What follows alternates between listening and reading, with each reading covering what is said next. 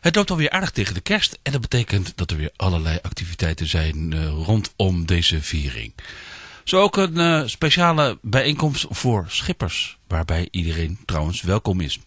Over het Schipperskerstfeest, dat wordt gehouden op 26 december, praat ik met Lobby Kruger, dominee hier in Rotterdam. Welkom bij Radio Rijnmond. Ja, hartelijk bedankt. Het Schipperskerstfeest bestaat al 65 jaar. Dat is al een hele tijd. Waarom is dit ooit begonnen? Schipperskerst dit wordt altijd op die tweede kerstdag gehouden, al sinds jaar en dag. En het is aanvankelijk begonnen door een voorganger van mij, dominee Arie van der Mos. Hij was ook schipperspredikant. En hij dacht dat het een goed idee zou zijn om op tweede kerstdag, wanneer alle andere kerstvieringen achter de rug zijn, toch nog een hoogtepunt van een viering te houden met de varenden, met de schippers. En dit heeft onmiddellijk geweldig goed aangeslaan. Eerste vieringen dat hij hield waren in de Wilhelmina-kerk. In de Wilhelmina-kerk staat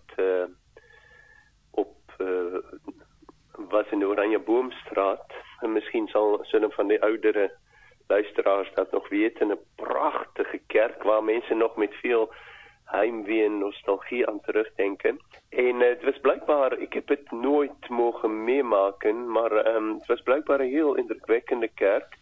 En Feike Asma heeft daar orgeluitvoeringen en dergelijke gegeven. Maar in elk geval, dus van het begin af liep het enorm goed. En ik heb berichten gezien hoe de Wilhelmina-kerk echt gepakt zat met varenden en ook mensen die belangstelling hebben voor de binnenvaart. En toen, het liep eigenlijk zo goed dat ze dit daar niet meer konden huisvesten. En toen zijn ze overgegaan naar de doelen. En dat was een heel mooie tijd ook. Het begon toen eigenlijk uit te groeien naar heel gezellige, maar ook indrukwekkende concerten met grote koren en muzikanten en dergelijke.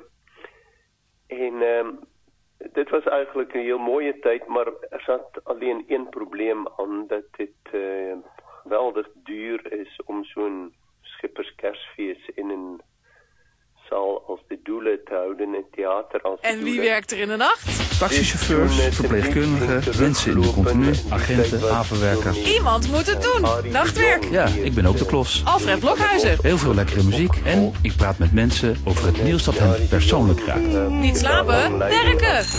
Nachtwerk. Zondagavond na 12 hier op Radio Rijnmond. Nachtwerk. Nachtwerk met Alfred Blokhuizen. Ben je aan het werk of ben je nog wakker? Toen hebben ze zichzelf de vraag gesteld. Ik was ook in die tijd al betrokken bij een schipperskerstfeest. Of ze niet moeten stoppen. Maar voor heel veel schippers was het zo'n geweldig mooie gelegenheid. Dus ze wilden graag doorgaan.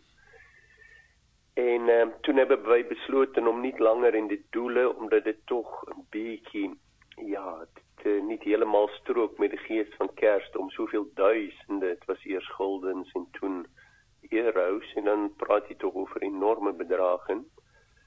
Om het gewoon maar uit te geven aan jezelf, aan een concert of een viering. En toen zijn wij overgegaan eerst in de Prinsenkerk, dicht bij het station. En nou later, waar wij nou zitten, in de Pelgrimskerk in IJsselmonde, wat eigenlijk een fantastische locatie is. Parkeerplaats en een heel mooie kerk, alles precies zoals wij het willen. En toen zijn wij overgegaan daar naartoe. En nog steeds is het een heel mooie gebeurtenis. Waarom is er een speciale kerstviering voor schippers eigenlijk? Omdat schippers vaak onderweg zijn. Ze hebben niet dezelfde mogelijkheden tot sociaal contact en dingen bijwonen als de mensen aan de wal, of de wallers, zoals ze ook genoemd worden. En dan is het toch belangrijk om voor hen een speciale gelegenheid te scheppen. En op tweede kerstdag ligt iedereen stil. Er is trouwens ook in Duisburg in de Roer een heel mooie meer familieviering van kerst. En het is gewoon een goeie gelegenheid om weer elkaar te spreken en bijeen te komen en feest te vieren. En ook gewoon, omdat het om een kerkelijke bijeenkomst gaat, ook lezingen te horen uit de geschriften? Ja, dit is, ik bedoel, die misverstand moet ook niet bestaan dat het om een gezelligheid gaat. Dit is echt een vrolijk, feestelijk viering van de geboorte van Jezus. En dat Hij staat centraal en wij proberen weer terug te keren naar de boodschap die Hij ons heeft gebracht. Niet van kopen en commercie en materialisme, maar juist liefde, openheid voor elkaar aanvaarden, delen met elkaar. Kerst gaat eigenlijk ten diepste om delen met elkaar. Dus dat willen wij altijd centraal stellen. Dus als ik het goed begrijp is het dus en natuurlijk gewoon een kerkelijke bijeenkomst zoals een kerkelijke bijeenkomst is, maar ook een sociaal samenzijn voor de schippers. Ja, dit is kerkelijke bijeenkomst, maar heel laagdrempelig. Dat was het van het begin af. En toen ik begon met dit werk, met schipperswerk, toen vond ik het ook heel mooi. Wat wij gewoonlijk een preek noemen en een dienst, werd daar genoemd de toespraak. Maar de toespraak ging ook om een stukje evangelie verkondigen. Wat wij eigenlijk heel duidelijk willen benadrukken, het is voor iedereen. Iedereen is welkom. De schippers willen ook geen groepje op hun eigen vormen. Maar het is gewoon een gelegenheid waarbij schippers samenkomen en kerst vieren, maar met de openheid naar alle anderen die ook willen komen. En vaak is de muziek, of altijd is de muziek en de muzikanten en de koren van zo'n gehalte dat iedereen er enorm veel van geniet. Dus iedereen is gewoon welkom op tweede kerstdag? Ja, iedereen is hartelijk welkom. Het is een open bijeenkomst, laagdrempelig en mensen mogen zich geheel vrij voelen om zich bij ons aan te sluiten. Waar gaat het allemaal gebeuren en hoe laat op tweede kerstdag? Ja, goed. We hebben het over de Schipperskerstfeest. Het is op tweede kerstdag en dat valt ieder jaar op 26 december. En het is in de Pelgrimskerk. En de Pelgrimskerk is aan de Rijerdijk in IJsselmonde. En daar is genoeg gelegenheid voor parkeren. Het is rolstoel toegankelijk. Dus de Pelgrimskerk, Rijerdijk, IJsselmonde, hier in Rotterdam. En het begint om 4 uur 's middags. Waar kunnen mensen meer informatie vinden over deze bijeenkomst?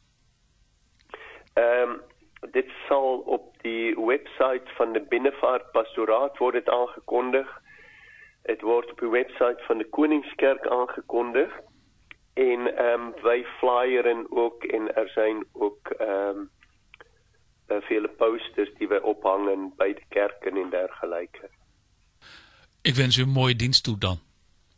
Ja, heel hartelijk bedankt ook voor de aandacht voor de Schipperskerst. En ik kan alleen maar opnieuw zeggen, iedereen heel hartelijk welkom. 93.4 FM